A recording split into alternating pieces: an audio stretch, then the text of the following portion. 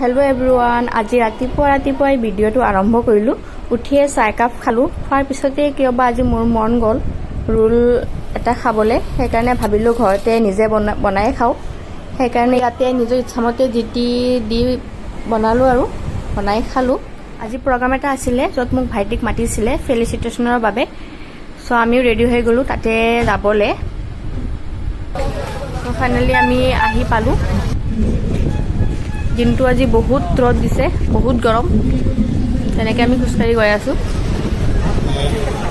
তো চাওক কিমান মানুহ আহিছে, বাপৰে। আৰু ইমান গৰমত ইমান মানুহৰ ভিৰ।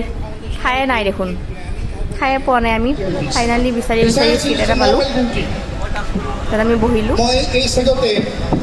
প্ৰগ্ৰাম ষ্টাৰ্ট হৈ গ'ল। চাওক কিমান মানুহ, ইমান মানুহৰ ভিৰ, তাতো আকৌ ইমান গৰম।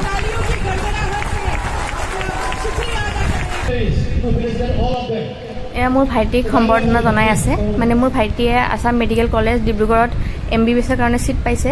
সেইকাৰণে তাক সম্বৰ্ধনা জনাবলৈ ইয়াত মাতিছে।